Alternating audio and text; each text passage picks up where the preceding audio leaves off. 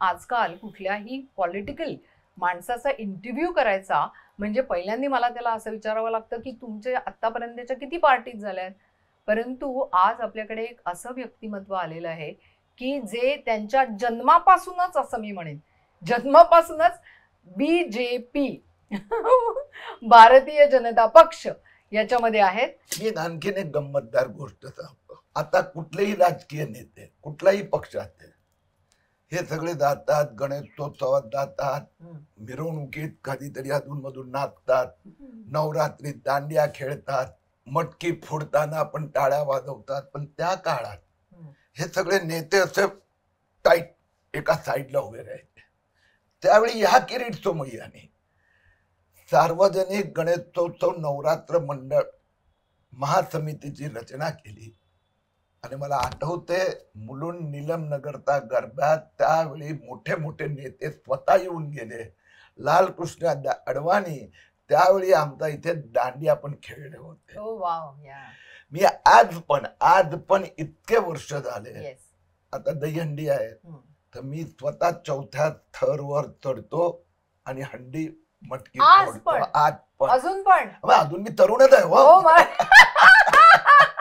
आपली आलेली एक योजना लाडकी बहीण योजना, पब्लिकचा, करदात्यांचा तो पैसा आहे, कोणाच्याही पर्सनल अकाउंट मधनं तो गेलेला नाहीये.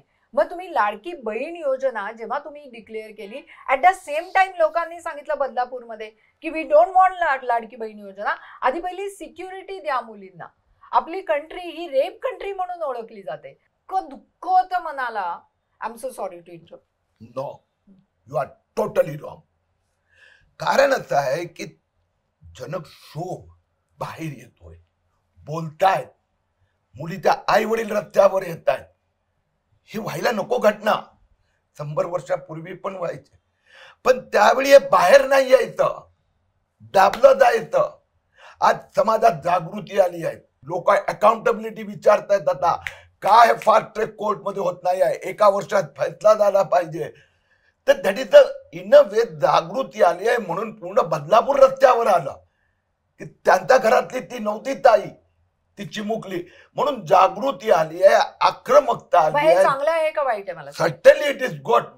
म्हणून अकाउंटेबिलिटीची भावना तयार होते आणि संध्याकाळपर्यंत अर्धा डझन पोलीस सस्पेंड होत आहेत, नाही तर झाले नसते.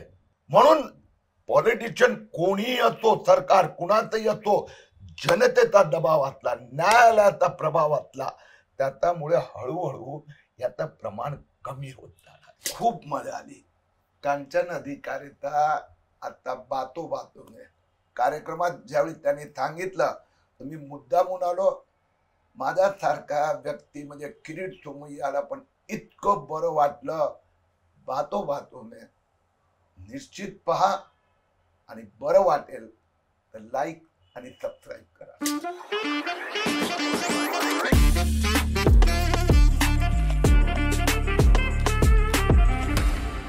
हाय, हॅलो, नमस्कार. मी कांचन अधिकारी. बातो बातो में या माझ्या नव्या कोऱ्या करकरीत युट्यूब चॅनलमध्ये मी आपणा सर्वांचं मनपूर्वक स्वागत करते. मंडळी, आजकाल आपण पॉलिटिक्समध्ये पाहतो ते म्हणजे कधी हा माणूस ह्या त्यांच्या पक्षात असतो, तर कधी उडी मारून पटकन दुसऱ्या पक्षात जातो, तर कधी उडी मारून त्याच पक्षामध्ये तेच दोघं जण दुभंगतात.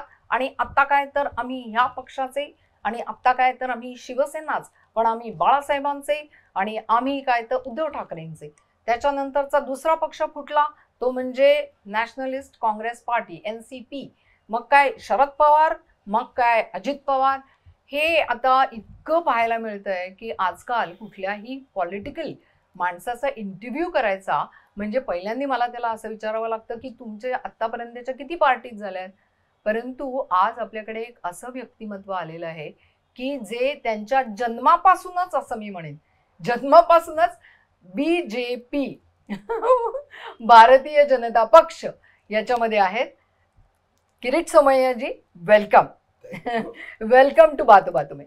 मला एक फक्त समजलं नाही, तुम्ही आधी कौतुक करत होता या पक्षातून त्या पक्षातून त्या पक्षात आजकाल असंच बघायला मिळतंय. माझा परिचय देताना एकदम एक हे जन्मापासून तिथे तिथे तिथे त्याच नाही, पक्षात आहे. उलट ते तुमची तारीफ आहे, मार करतात. ही तुमची अतिशय मोठी तारीफ आहे. कारण की आजकाल लोकांमध्ये असं बोललं जातं की अरे हा माणूस पहिल्यांदा कुठला काय असतं, कोणता झेंडा घेऊ हाती.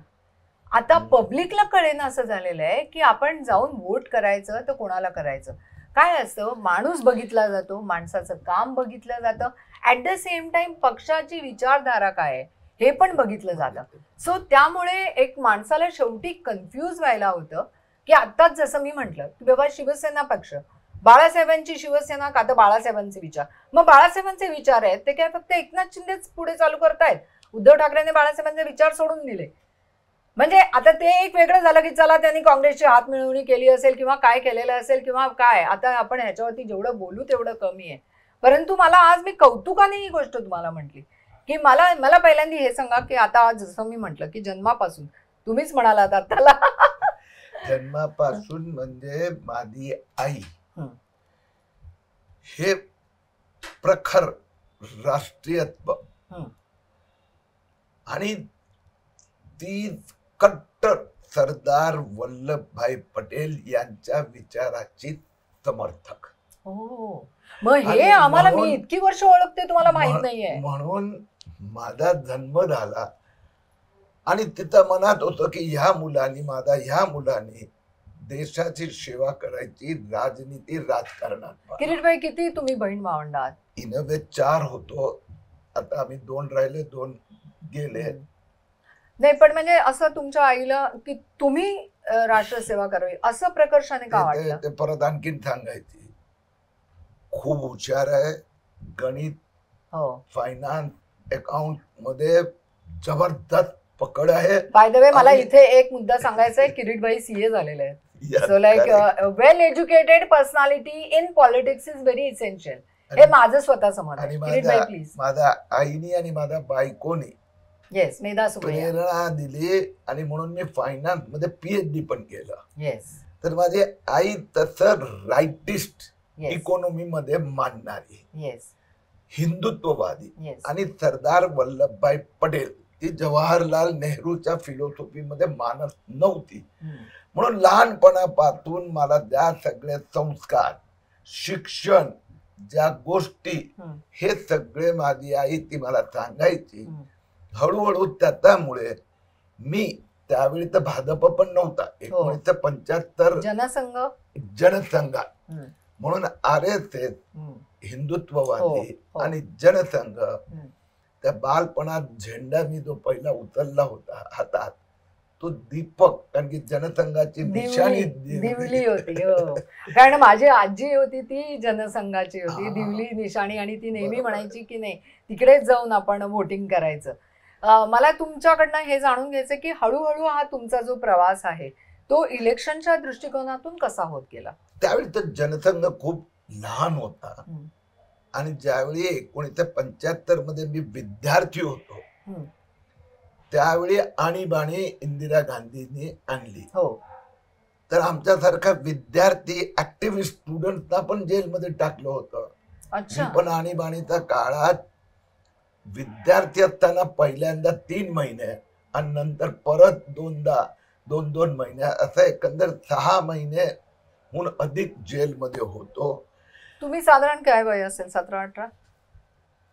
म्हणजे अबाव 18 प्लस. हा म्हणजे 18 to 20 मध्ये असाल विद्यार्थी दशेमध्ये. म्हणजे आणि मग नाही, परत काय झालं, ज्यावेळी माझे सीएचा पहिला दिवस होता त्यावेळी मी जेलमध्ये होतो. Oh my God. 2 वर्ष राहिली आणि त्यावेळी मला खूप टेन्शन आलं होतं, माझ्या आईला टेन्शन आलं होतं की आता सीए सुरू होणार की नाही.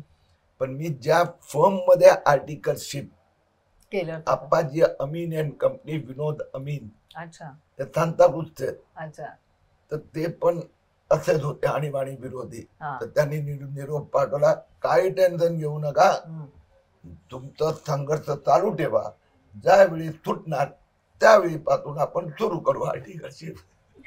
मग अशा तऱ्हेने तुम्ही तुमची आर्टिकलशिप्स पुढे जाऊन कम्प्लीट केली आणि यू बिकेम सीए. परंतु आत्ताला आपण जास्त फोकस आजचा आपला पॉलिटिकल तुमच्या सगळ्या प्रवासाबद्दल आहे. So how you came in to the active politics आणि फॉर्म बॅन.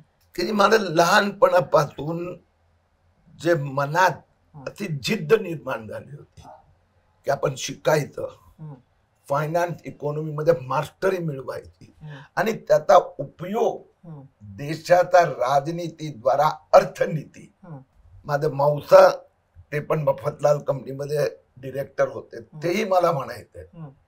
आणि आमचं त्यावेळेला जनसंघ भाजपचे हसू अडवाणी होते. ते हसू अडवाणी माझ्या बायकोला मेधाला सांगायचे, अरे ये तेरा पति है ना, बहुत दिमाग तेज चलता है, उसको बोल फाइनेंस इकोनॉमी पर ध्यान दे, वो सब्जेक्ट में उसकी मास्टरी होगी. वैसे भी राजनीति में किसी को फाइनेंस इकोनॉमी समजता नहीं है. आणि तेव्हापासून मग मी फायनान्स इकॉनॉमीवर आणि त्यानंतर माझ्या पक्षाने पण त्या विषयासाठी मला डेव्हलप केलं. म्हणून आज मी फायनान्स इकॉनॉमीवर आकड्यासह बोलू शकतो. नाही ते तर आहेच. तुमचे कित्येक असे प्रकल्प आहेत ज्याच्याविषयी आपण येणाऱ्या याच्यामध्ये डिस्कशन करणारच आहोत. परंतु मला मेनली हे जाणून घ्यायचं की ऍक्च्युअल तुमचा पक्ष प्रवेश हा कधी झाला, कोणी केला? 10वीत असताना. त्यावेळी मी RSSचा राष्ट्रीय स्वयंसेवक संघाच्या शाखेत जायचो. मग तिथे आमच्या समाजात एक मफतलाल बिल मध्ये ऑफिसर होते सिनियर, तर त्याने मला सांगितलं तुला पॉलिटिक्स मध्ये जायचं आहे ना. तर ते मग मला जनसंघाच्या एका नेत्याकडे घेऊन गेले. अच्छा. कि इसको राजनीति में हिंदुत्ववादी है लेकिन इसको राजनीति के द्वारा देश की सेवा करनी है. म्हणजे तसं बघायला गेलो तर पहिल्यांदा मी जनसंघाचा झेंडा हातात धरला निवडणुकीचा. त्यावेळी मी फक्त 13 वर्षाचा होतो. Oh my God. आणि मग 10वीत ज्यावेळी आलो त्यावेळी रितसर मला जनसंघात मी जॉईन झालो आणि त्याचा जो स्टुडंट विंग, युथ विंग, त्यात मग काम करायला लागलो. मग तिकडनं काय काय आंदोलन, कसं कसं पुढे सरकत गेलं? पहिलंच आंदोलन मी जसं आपल्याला सांगितलं, मला आठवते वांद्रा रेल्वे स्टेशनच्या बाहेर त्यावेळी रेल्वे तिकीटाची वाढ झाली होती. पहिलं आंदोलन मी केलं होतं. I was less than 18. आणि त्यावेळी आम्हाला एका दिवसासाठी त्यांनी पोलीस लॉकअप मध्ये ठेवलं होतं. पण आंदोलनामध्ये काय काय घोषणा काय काय दिलेल्या? घोषणाबाजी त्यावेळी ते घोषणा जनसंघाची जी होती, तर पहिलं जे आपण भारत माता की जय आज नरेंद्र मोदीजी पण म्हणतात, तेव्हा पण भारत माता की जय होता. आणि दुसरं जनसंघ कोण करेगा हवा तंग, जनसंघ जनसंघ. कोण करेगा हवा तंग, जनसंघ जनसंघ. नंतर खूप संधी मिळाली. अटल बिहारी वाजपेयी यांना खूप जवळून पाहिलं आहे. माझी पत्नी मेधानी तर त्याच्यावर पुस्तिकाही लिहिली आहेत. आणि अटलजींना मराठी नाटक बघायची खूप आवड होती, खूप. तर त्यावेळी अटलजी होतं, ते स्वतः एवढे मोठे कवी होते. हिंदी भाषेवर खूपच ऑथॉरिटी होती. तर ते आता जे पियुष गोयल मंत्री आहेत मोदी सरकारमध्ये, तर त्यांचा वडिलांच्या घरी अटलजीचा मुक्काम असायचा सायनला. मग नाटक बघायला जायचं असेल तर मग वेदप्रकाश गोयल फोन करून निरोप पाठवायचा मला, अरे मेधा आ जाओ, अटल जी को मराठी नाटक देखना है. मग मेधा अटलजीचा शेजारचा खुर्चीवर बसून मध्ये मध्ये त्यांना तेव्हापासून लवली दोज येतो हळूहळू हळूहळू हळू मोठे होत गेलो आम्ही. आणि मला आठवते की 1995 मध्ये ज्यावेळी भारतीय जनता पार्टीचा मागे हिंदुस्थानातली जनता उभी होती, लालकृष्ण अडवाणीजीची रथयात्रा, राम जन्मभूमी आंदोलन, मग डॉक्टर मुरली मनोहर जोशी आणि नरेंद्र मोदी ते काश्मीर चलो काश्मीर, ती एकता यात्रा. 1995 डिसेंबर मध्ये महालक्ष्मी रेसकोर्सवर भारतीय जनता पक्षाचं राष्ट्रीय अधिवेशन झालं. आणि त्यावेळी प्रमोद महाजनांनी मला मुंबई भाजपचा अध्यक्ष केला होता. अरे वा. मी जेमतेम 40चा पण नव्हतो. आणि त्यावेळेला ज्यावेळी शिवाजी पार्कवर सभा झाली त्यावेळी सतत पब्लिक मध्ये चर्चा असायची की भारतीय जनता पक्ष 1996 मध्ये जे लोकसभेच्या निवडणुका आहेत, डिसेंबर मध्ये अधिवेशन, निवडणुका अवघ्या 2-4 महिन्यांनी, तर प्रधानमंत्री पदाचा पंतप्रधान पदाचा उमेदवार कोण? काही लोक म्हणायचे लालकृष्ण अडवाणी, कारण की ते भाजपचे अध्यक्ष होते. काय म्हणायचे अटल बिहारी वाजपेयी. अटलजींना विचारायचंय पत्रकार तर ते म्हणायचे लालकृष्ण अडवाणी, आणि लालकृष्ण अडवाणींना विचारलं की ते सांगायचं अटलजी प्रधानमंत्री पद ते भाजपाचे. आणि त्यावेळी माझ्या अध्यक्षतेखाली झालेल्या सभेत अडवाणीजींनी घोषित केले की मैं भाजपा का राष्ट्रीय अध्यक्ष घोषित करता हूँ, देश के अगले प्रधानमंत्री अटल बिहारी वाजपेयी होते. मग त्या क्षणाचा मी साक्षीदार आहे. आणि 96 मध्ये अटलजी प्रधानमंत्री झाले. आणि त्याच्या पुढे मग तुमच्या जर्नीचं आम्हाला जाणून घ्यायचंय. मी आणखीन एक गंमतदार गोष्ट सांगतो. आता कुठलेही राजकीय नेते कुठल्याही पक्षाचे हे सगळे जातात, गणेशोत्सवात जातात, मिरवणुकीत कधीतरी अधून मधून नाचतात, नवरात्रीत दांडिया खेळतात, मटकी फोडताना आपण टाळ्या वाजवतात. पण त्या काळात हे सगळे नेते असे टाईट एका साईडला उभे राहायचे. त्यावेळी ह्या किरीट सोमय्याने सार्वजनिक गणेशोत्सव नवरात्र मंडळ महासमितीची रचना केली. आणि मला आठवते मुलुंड नीलम नगरचा गरब्यात त्यावेळी मोठे मोठे नेते स्वतः येऊन गेले. लालकृष्ण अडवाणी त्यावेळी आमचा इथे दांडिया पण खेळले होते. मी आज पण इतके वर्ष झाले, आता दहीहंडी आहे तर मी स्वतः 4थ्या थरवर चढतो आणि हंडी मटकी फोडतो. आज पण अजून मी तरुणच आहे. I've checked your age from the Google, but I won't disclose it because he is always young at heart and age doesn't say anything about him. आणि तुमच्या चेहऱ्यावरती पण काहीच असं वाटत नाही. So you are young, absolutely. तुम्ही आणि Jitendra. I always used to say you resemble also to him. तर म्हणून गणपतीच्या मिरवणुकीत त्या कार्यकर्त्यांसोबत नाचायचं असेल, दहीहंडी फोडायची असेल की नवरात्रीच्या दांड्या खेळायचा असेल, मला हे म्हणायचं होतं की राजकीय नेत्यांनी सामाजिक उत्सवात त्या कार्यकर्त्यांनी जनतेसोबत त्या उत्सवाचा आनंद घेतला पाहिजे. परंतु आता आजकाल असं दिसतं की दहीहंडी म्हणा किंवा हे नवरात्र म्हणा, हे एक आपलं एक पाऊल त्या पुढच्या दृष्टिकोनातून पॉलिटिकली पडावं म्हणून या गोष्टीचा आजकाल वापर करताना ही गोष्ट खरी आहे. म्हणून मी काय विचार करतो, पण माझा उत्सव तो वाचला नाही तर तुम्ही आठवा दहीहंडी अदृश्य झाली होती. आणि गणपती पण हळूहळू त्याचं स्वरूप, कारण की खर्च व्हायचं, त्याच्या परवानग्या, आणि नवरात्री तर ऑलमोस्ट बंद झाल्यासारखं होतं. पण आज तुम्ही चला माझ्या बरोबर मराठी भक्त्यांमध्ये भांडूपचा तुम्ही गरबा बघा, काय दांड्या खेळतात. तर मराठी तरुण आणि आमची ती चिमुकली ताई आणि माय ज्या रीतीने दांड्या खेळते ना, म्हणजे हा आता मुंबई या उत्सव झाला. तर ही गोष्ट खरी आहे की सध्या राजकीय नेते, लोकप्रतिनिधी म्हणतो, नगरसेवक असतो, आमदार असतो, नामदार असतो, खासदार असतो, मंत्री, त्याचे स्वतःचे मोठे बॅनर, मोठे फोटो लावतात, त्याला सपोर्ट करतात फायनान्शियली. करू द्या, परंतु उत्सव म्हणूनच पुढे जातात. Exactly, that's what. मला असं वाटतं की देवाच्या प्रतीची जी एक आपल्याला एक आस्था असते, जी एक आपली प्रार्थना म्हणून असते, तर आजकाल हे प्रार्थना ह्या सगळ्या गोष्टी थोड्या मागे पडत चालल्यात आणि त्याचं एक व्यावसायिक रूपांतर हे आपल्याला जास्त बघायला मिळतं. जसं तुम्ही आत्ताला उल्लेख केलात की पोस्टरबाजी, ही पोस्टरबाजी खरं तर पब्लिकला एवढी आवडत नसते. आणि एक कोणतरी वरती 4-5 अशी मुंडकी, मग खाली एक 5-6 मुंडकी, आणि मग मध्ये कुठे देवीचं एवढंच आहे.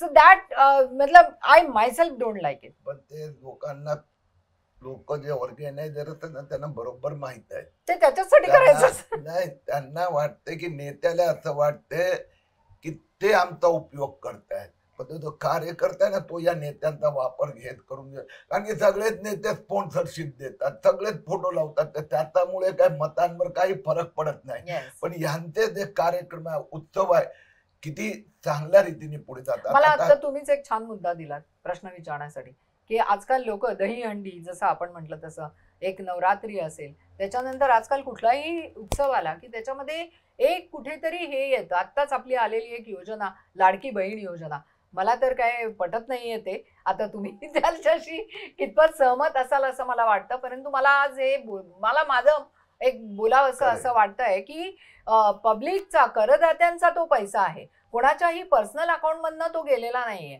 मग तुम्ही लाडकी बहीण योजना जेव्हा तुम्ही डिक्लेअर केली, ऍट द सेम टाइम लोकांनी सांगितलं बदलापूरमध्ये की we don't want Ladki Bahin योजना, आधी पहिली सिक्युरिटी द्या मुलींना.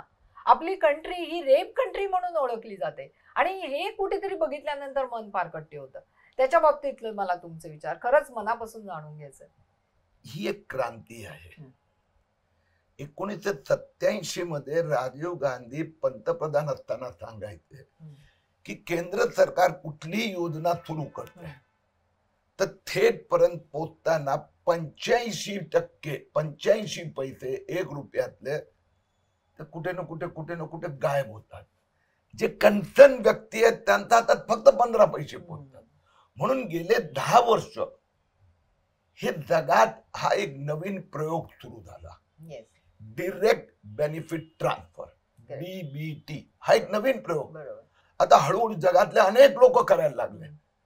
अमेरिका पण कोविड मध्ये त्यांनी डायरेक्ट लोकांच्या खात्यात पैसे जमा केले.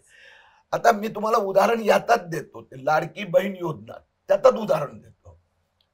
अनेक वर्ष महिला त्या लग्नानिमित्ताने अनेक राज्य सरकार, अनेक राजकीय नेते की लग्नानिमित्ताने काहीतरी द्यावं असं सरकार योजना बनवते. महिला बाळांपण प्रेग्नंट राहिली की त्यावेळेला तिला काहीतरी फायदा दिला पाहिजे. मी तुम्हाला इतके उदाहरण देतो अक्रॉस द कंट्री की जी मुलगी 4 वर्षाची असेल तिला प्रेग्नंट दाखवून तिच्या नावाने बँकेत खात्यात पैसे गायब झालेले आहेत. महिलांना, तरुण मुलींना फी माफी हा एक भाग, पण दुसरं तिला आर्थिक मदत करणं. कितीतरी शाळांमध्ये बोगस लिस्ट तयार होते, पैसे गायब होतात.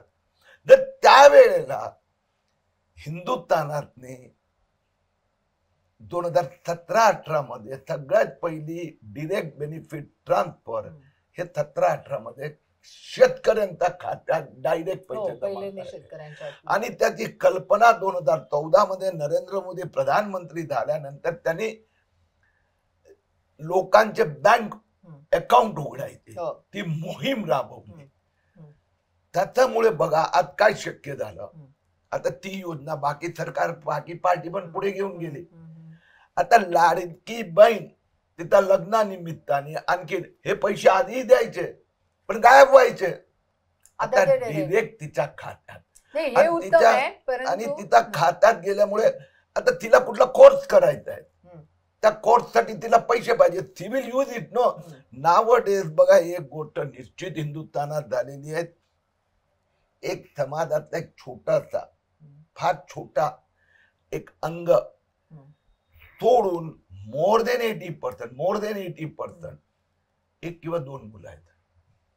10% 2 की 3 आहेत. हा जरा कॉम्प्लिकेटेड विषय कारण not I am telling it the fact.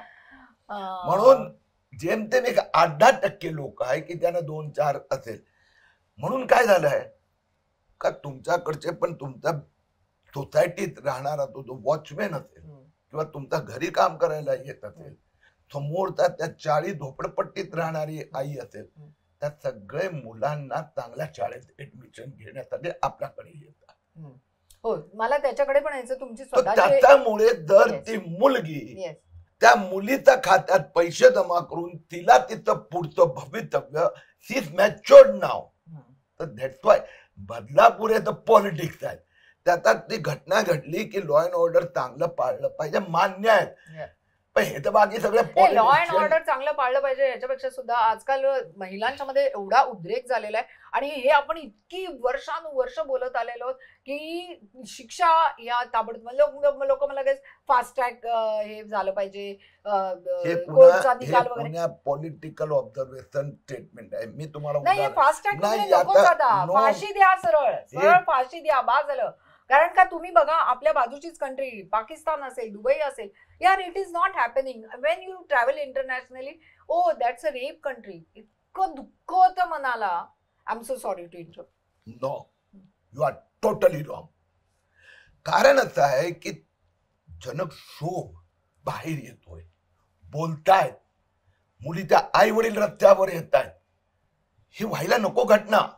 पण सोशल मीडिया पॉवरफुल आहे ना. एक मिनिट या सगळ्या घटना तर पूर्वी पण व्हायचा, 100 वर्षापूर्वी पण व्हायच्या. एक मिनिट 100 वर्षापूर्वी पण व्हायचे. पण त्यावेळी बाहेर नाही यायचं, दाबलं जायचं. आज समाजात जागृती आली आहे, पालकांमध्ये जागृती आली आहे आणि म्हणून तो बाहेर येऊन बोलतात. आज सुप्रीम कोर्ट डिरेक्ट दखल घेतोय. व्हायला नको घटना, परंतु जागृती आलेली आहे. पण हे चांगलं लक्षण आहे, जागृती आली आहे. दोन्ही गोष्टी आहेत. एक असं घटना घडायला नको, दुर्दैव आहे, परंतु जागृती आलेली आहे. लोक अकाउंटेबिलिटी विचारतायत. आता काय फास्ट ट्रॅक कोर्ट मध्ये होत नाही आहे, 1 वर्षात फैसला झाला पाहिजे. तर दॅट इज इन अ वे जागृती आली आहे. म्हणून पूर्ण बदलापूर रस्त्यावर आलं की त्यांच्या घरातली ती नव्हती ताई, ती चिमुकली. म्हणून जागृती आली आहे, आक्रमकता आली आहे. चांगलं आहे का वाईट आहे? मला सर्टनली इट इज गुड. म्हणून अकाउंटेबिलिटीची भावना तयार होते आणि संध्याकाळपर्यंत अर्धा डझन पोलीस सस्पेंड होत आहेत, नाही तर झाले नसते. म्हणून पॉलिटिशियन कोणीही असो, सरकार कुणाचंही असो, जनतेचा दबाव असला, न्यायालयाचा प्रभाव असला, त्याच्यामुळे हळूहळू याचं प्रमाण कमी होत जाणार. प्लीज याचं प्रमाण खूप कमी व्हायला पाहिजे, रादर नष्टच व्हायला पाहिजे. प्रमाण कमी म्हणण्यापेक्षा ते नष्टच व्हायला पाहिजे. आता आपण जरा दुसऱ्या मुद्द्याकडे बोलूया. किरीट सोमय्या म्हटल्यानंतर मला नेहमी एक गोष्ट वाचनात आलेली आहे, पाहण्यात आलेली आहे, ती म्हणजे मिठी नदी. मिठी नदी किरीटजी तुमचं नातं आहे फार अगदी जवळच आहे, आम्हाला त्याच्याबद्दल जाणून घ्यायचं. मी त्याचं सगळ्यात पहिली तर गंमत सांगतो. मिठी नदी हे 2005 मध्ये ज्यावेळी आकाश कोसळलं, काय ढगफुटी, आणि मुंबईने पहिल्यांदा अनुभवलं की काय ह्याला म्हणतात ढगफुटी काय. आणि त्यावेळी ज्या वेळेला ते पाणी हळूहळू कमी झालं, मग शोध सुरू झाला की एवढं पाणी का समुद्रात जात नव्हतं. आणि मग त्यावेळी लक्षात आलं की एक त्यातलं कारण होतं, 2 महत्वाचे कारण आहेत. एक, आम्ही सगळ्यांनी मिळून विकासाच्या नादात नद्या गायब केल्या आणि नाले छोटे केले.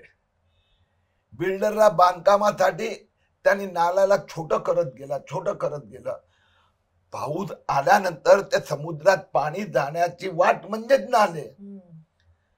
मुंबईत एकेकाळी मिठी नदी, त्याचा उगम कुठून म्हणायचे ते जे नॅशनल पार्कचं जंगल, त्या डोंगरातून ती नदी हळू सुरू व्हायची आणि पहिले तुलसी तलाव, त्याला जोडून असलेलं विहार आणि त्याला जोडून असलेलं पवई, तर यात हे डोंगराचं पाणी यायचं. पण आपल्याला सगळ्यांना माहिती आहे, जुलैमध्ये मुंबईत पाऊस जोरदार येतो आणि जुलैमध्ये मध्ये डोंगराचं पाणी खाली येऊन हे तळाव जे होते हे भरायचे, ओव्हरफ्लो, आणि मग त्यांनी ती नदी निर्माण केली.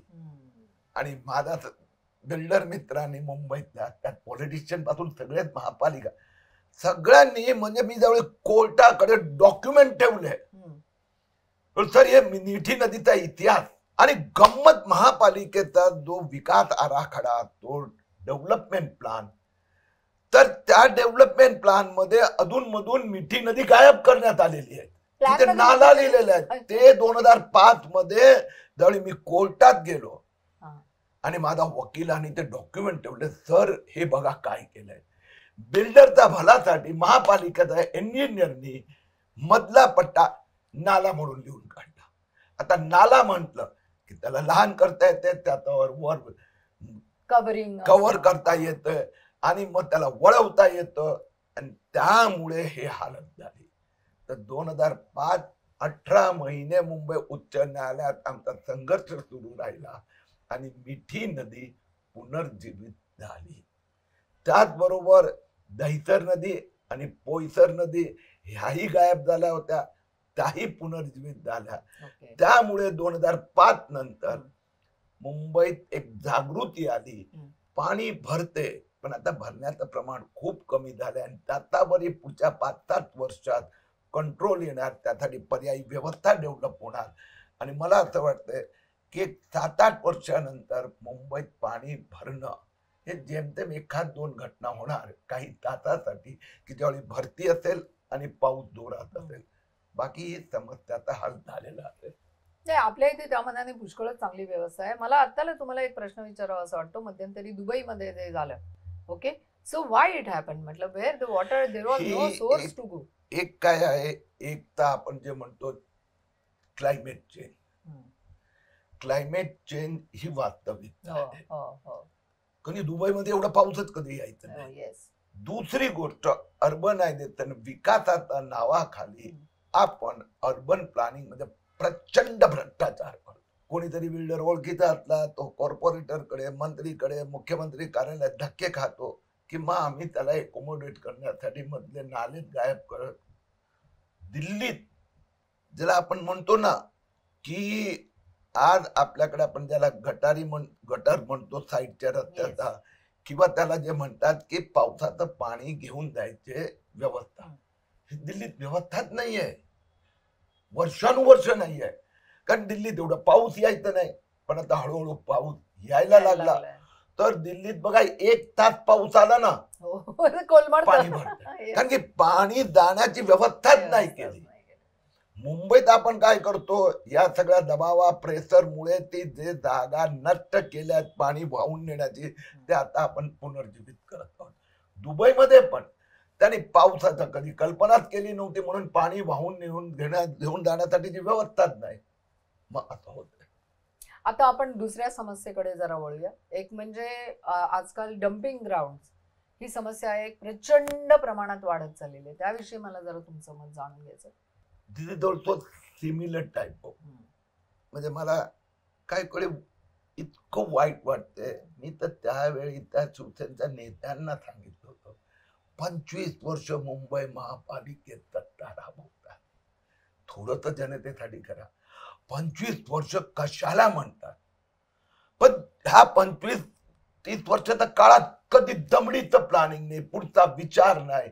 जे डम्पिंग ग्राउंड, अरे तुमचं पॉप्युलेशन वाढत चाललंय, तुमची डेव्हलपमेंट वाढत चाललंय, विकास म्हणजे विकासाचं उदाहरण एकदम सोपं उदाहरण देतो. 10 वर्षापूर्वी आपण पाणी ग्लासमध्ये प्यायचं. आज मध्यम वर्ग असतो, कार्यक्रम असतो, लग्न असतो, सार्वजनिक कार्यक्रम असतो, पाणी कशात पितो? बिस्लेरी बॉटलमध्ये. आता त्या बाटल्या कचऱ्यात टाकतो. मोठा कचरा त्याच्यामुळे निर्माण. हे मी छोटं उदाहरण. No no no, you are absolutely right. त्याचबरोबर आपण तो कचरा, मुंबईत पॉप्युलेशन आज 1.5 कोटी झालं, परंतु ते एवढं एकेकाळी 50 लाख होतं. तर we are having the dumping ground व्यवस्था फॉर 50 लाख पीपल. आज 1.5 कोटी झाला. म्हणून होतोय काय, डंप करतो कचरा, डंप. तुम्ही चला त्या मुलुंड डम्पिंग ग्राउंड हे किरीट सोमयानी बंद करून दाखवलं. मी मुद्दामच हा प्रश्न विचारला, कारण की तुमची माझ्यामुळे ते डम्पिंग ग्राउंड बंद झालं. 15 वर्ष संघर्ष करावा लागला. पण त्यावेळी पण काही निर्णय झाला होता, कचरा तो उत्पन्न होणारच आहे, मग तो देवनारला जायला लागला. तो आता कांजूरला नवीन dump. Actually it should not be dumping ground. First part it will be dumping, आणि त्यानंतर ते कचऱ्याचं शुद्धीकरण असते, रिसायकलिंग. हा प्रोसेस जगात झाला. मुंबई महापालिकेत आजपर्यंत एक दमडीचा झाला नाही. इतक्यांदा टेंडर आले आणि कॉन्ट्रॅक्ट आले आणि पैसे गायब झाले, पण ते डम्पिंग डम्पिंग डम्पिंग तसे आहे. मला खूप वाईट वाटते की मुंबईसाठी करताना पहिलं डम्पिंग ग्राउंड बंद केलं. मला ते मला लिंकिंग रोडवर होतं, ते पहिलं बंद झालं. दुसरं मुलुंडचं बंद झालं, पण कायमची व्यवस्था आम्ही करू शकलो नाही. त्या शिवसेनानी त्या कचऱ्यातनं पण पैसेच कमवण्याचं पाप केलं, म्हणून मुंबईकरांसाठी हे डम्पिंग ग्राउंड शाप कायम राहील. या बिकॉज दिस एक मोठी समस्या आहे. आता आपण वळूया की 2014 तुम्ही तेव्हा MP म्हणून तिकडनं इलेक्ट झालेला होतात. नॉर्थ ईस्ट कॉन्स्टिट्युएन्सी तुमची मुलुंड आणि ही. सो मला त्याच्याविषयी जाणून घ्यायला आवडेल की कसं काय. सो एक तर त्याच्या आधी तुमचं कुठलं इलेक्शन लढलं गेलेलं होतं? नाही, मी अनेक निवडणुका लढलो, आमदारी झालो, खासदारी झालो.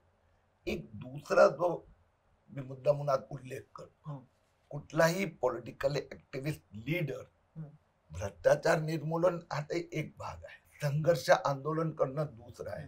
पण त्याचं महत्वाचं काम असलं पाहिजे विकास, डेव्हलपमेंट.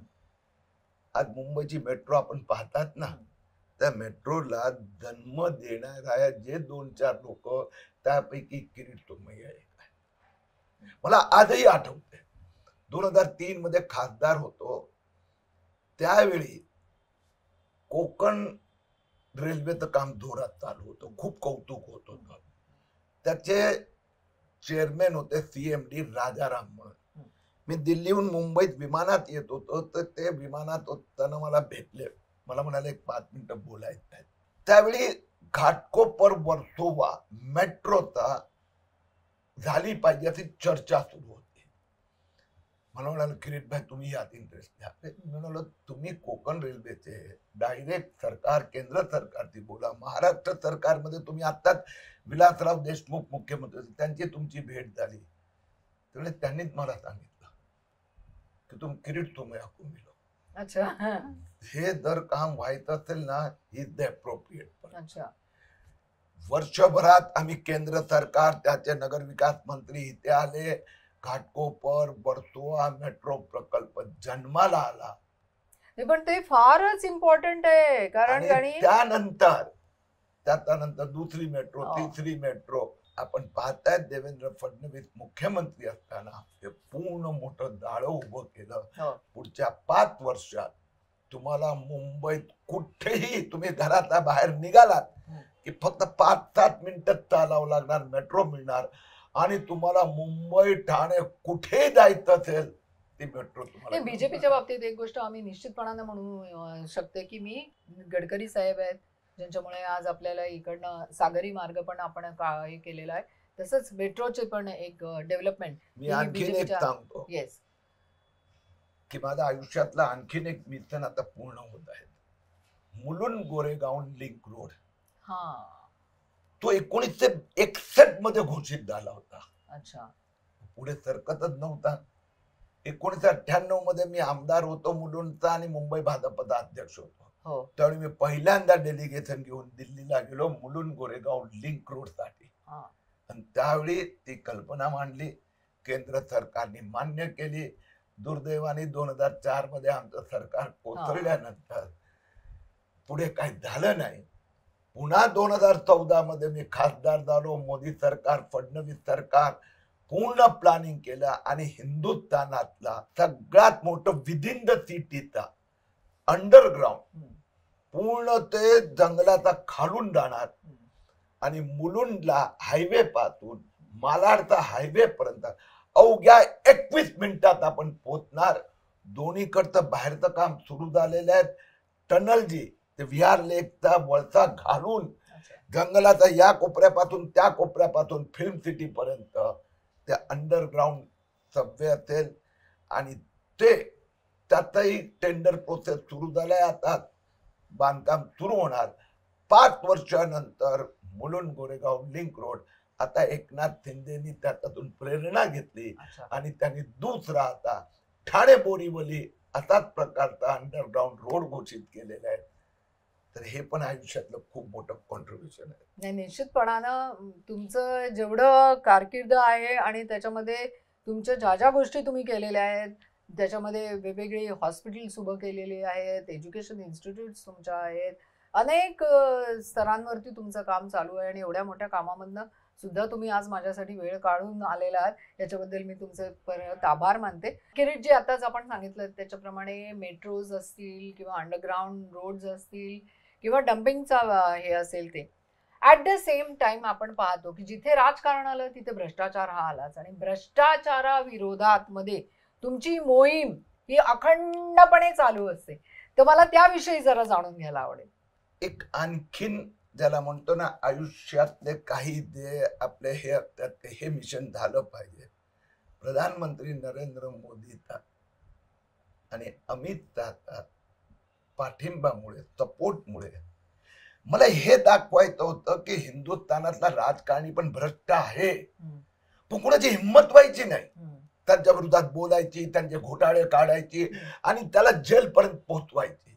4-5 वर्षात 2012 पासून ही लढाई सुरू झाली आणि 2012 ते 2022 या 10 वर्षात देशात अनेक राज्यातले पॉलिटिशियनचे घोटाळे मी बाहेर काढले.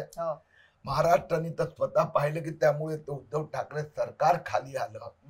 फक्त तेवढं नाही, घोटाळे बाहेर आले, त्यांच्यावर कारवाई झाली आणि जे घोटाळे मी बाहेर काढले, ज्याचे डॉक्युमेंट दिले, कुठल्या खात्यातून त्याच्या बायकोचा मेवण्याचा खात्यात कैसे पैसे गेले, खिचडीचे कोविडचे पैसे कसं मुलीच्या खात्यात गेले, हे सगळे सिद्ध केलंय आणि त्यात एक पण आरोप चुकीचा सिद्ध झाला नाही. त्यातनं काही लोकांना सजा होत आहे, काही लोक निघून गेले, पण एका गोष्टीचं लोकांना समाधान आहे की कोणाचे पॉलिटिशियनच्या विरोधात बोलायची हिंमत व्हायची नाही, त्यांचे घोटाळे काढून लॉजिकल एंड पर्यंत नेले. तुम्ही घोटाळे असे सगळ्यांचे बाहेर काढले, परंतु त्याचं काय म्हणायचं, बदला घेण्यासाठी तुमच्यावरती लोकांनी विविध ॲलिगेशन्स टाकली आणि it's not good. That's what I felt. What you say? मजा आली ना, मला बरं वाटलं, कारण की विरोधी पक्ष नेते जे होते एका पक्षाचे, त्याने 27 मुख्यमंत्री असताना 27 आरोप केले. 27 पैकी 26 मध्ये तर प्रिलिमिनरी इन्क्वायरी मध्ये पोलिसांनी आणि डिपार्टमेंटनी सांगितलं या दमडीचं काही किरीट तुम्हाला चुकीचं केलं नाहीये. एकामध्ये FIR केली तर हायकोर्टने उडवून लावली. म्हणूनच मी आयुष्यात एक नवीन पैशाचा भ्रष्टाचार केला नाही, त्यामुळे ते करू शकलो. त्यांनी व्यक्तिगत काहीतरी हे करायचा प्रयत्न, तो पण फुचका बाहेर निघाला आणि आज मी काढलेले 39 घोटाळे सिद्ध झाले आणि त्या 39 ते 39 नेत्यांवर कारवाई झाली. काहींना फायनान्शियल पेनल्टी भरावी लागली, काहींना बेलवर सुटावं लागलं, काही जेलमध्ये आहे. जेलवरनं आता मी तुमच्या पर्सनल आयुष्याकडे वळते, कारण की तुमची बायको मेधा आणि यांचं तुमची जी भेट झाली ती चक्क जेलमध्ये, मला माहिती आहे. तो किस्सा जरा आपल्या पब्लिकला कळू द्या. नाही, तुम्ही थोडं मराठीत व्यवस्थित सांगायला हवं. आता नाही मेधा बोलतोय म्हणून या जेलमधून दुसऱ्या जेलमध्ये कसा प्रवेश झाला.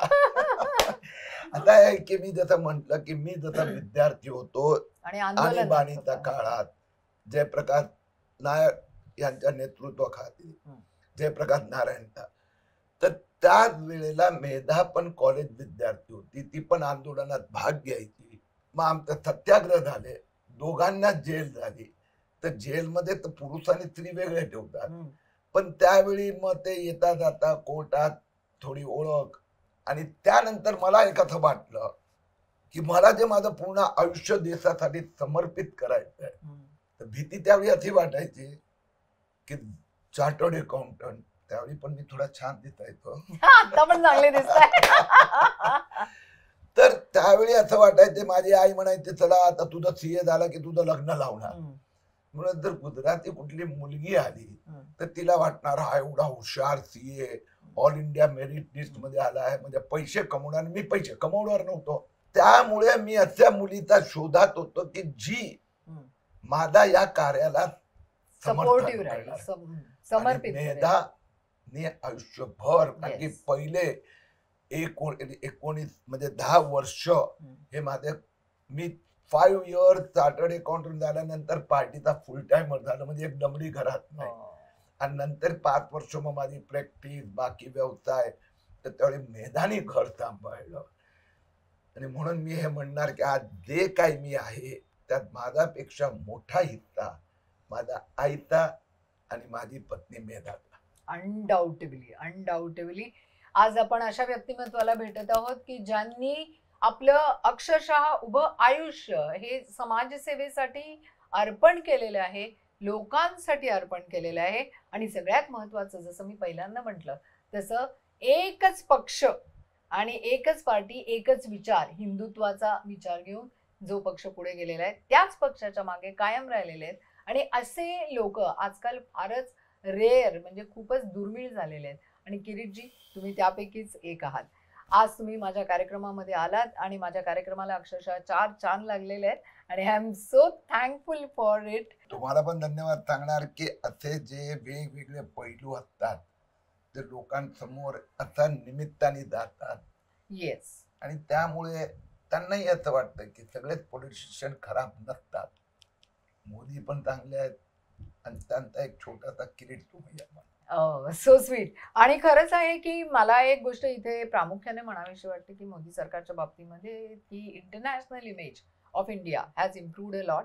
त्याच्यानंतर कलम 370 हे जे त्यांच्या डोक्यामध्ये होतं हे काढणं हे फार महत्त्वाचं काम होतं. त्याच्यानंतर जसं तुम्ही म्हणालात की डायरेक्ट पैसे हे लोकांच्या अकाउंटमध्ये जाणं हेही तितकंच महत्त्वाचं आहे. प्लस जे काय इंडस्ट्रीज आणि ह्या सगळ्या आहेत ह्याचा जास्त विकास झाला पाहिजे, ज्यामुळे मला असं वाटतं की ज्याच्यामुळे एक जॉब म्हणजे ऑपॉर्च्युनिटीज या वाढल्या गेल्या पाहिजेत. आणि सगळ्या 2 हातांना काम हे महत्त्वाची गोष्ट आहे जी आता येणाऱ्या काळामध्ये घडली पाहिजे. काय होतं माहितीये का की एक सरकार येतं, ते त्याचा कार्यकाळ संपून जर समजा दुसरं सरकार आलं की पहिल्या सरकारचे जे काही चांगल्या गोष्टी असतात त्या सगळ्या घेऊन धुडकारल्या जातात. सो आणि त्याच्यामुळे कुठे ना कुठेतरी आपल्या देशाचं म्हणजे सेटबॅक येतो प्रत्येक गोष्टीला, असं माझं पर्सनल मत आहे. परंतु हे कुठेतरी आता थांबलं पाहिजे आणि आपल्या देशाचा विकास कसा होईल याच्याकडेच सर्वांचं लक्ष लागलं पाहिजे. तुम्ही आज इथे आलात आणि तुमचे इतके उत्तम विचार आमच्या पुढे मांडलेत. सर्व लोकांपुढे ते निश्चितपणानं सोशल मीडियाच्या द्वारे पोहोचणार आहे. Thank you so much. किरीटजी, तुम्ही बातो बातो में या माझ्या कार्यक्रमात आला त्याबद्दल. आद्या हर्बल प्रोडक्ट्स आहेत ते आणि हे येस हे हे तिच्यासाठी आहे. हे मी स्वतः वापरलेले आहेत and they very good. So त्यामुळे एक छोटीशी अल्पशी भेट.